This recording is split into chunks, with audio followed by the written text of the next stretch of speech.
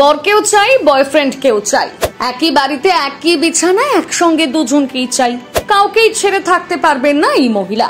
শ্বশুর বাড়িতে থাকতে দিতে হবে বয়ফ্রেন্ডকে।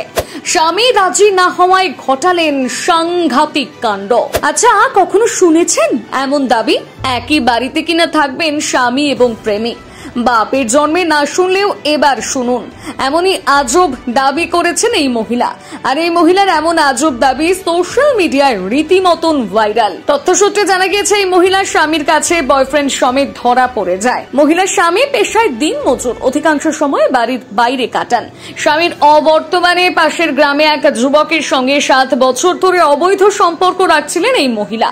স্বামীকে আড়াল করে সংশ্লিষ্ট যুবকের সঙ্গে নিয়মিত ঘনিষ্ঠ হতেন তিনি। তার এই কুকীর্তি বিন্দুমাত্র আজ করতে পারেননি দিনমজুর স্বামী। তবে দুর্ভাগ্যের বিষয়, এই গোপন প্রেমের কথা বেশি দিন গোপন থাকেনি। একদিন স্বামীর হাতে ধরা পড়ে যান তিনি। এরপর শুরু হয়ে যায় দিনমজুর স্বামীর সঙ্গে বাকবিতণ্ডা।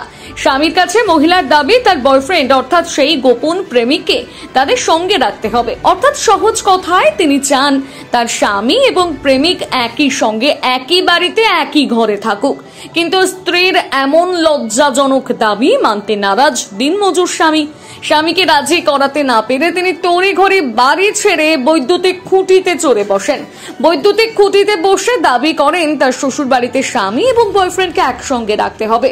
মহিলার কাণ্ডে রীতিমতন শোরগোল পড়ে যায় এলাকা জুড়ে। ঘটনাটি ঘটেছে ইউপির গোরখপুরে। সামাজিক মাধ্যম থেকে জানা গিয়েছে মহিলার বয়স 34 বছর। তিনি উত্তরপ্রদেশের বাসিন্দা। এই মহিলার ভাইরাল হওয়া ভিডিওটিতে দেখা যায় মহিলাকে স্থানীয়রা ধরে বেঁধে নিচে নামাচ্ছেন। ইতিমধ্যে মহিলার কাণ্ডে সোশ্যাল মিডিয়ায় হাসির ঝড় উঠেছে।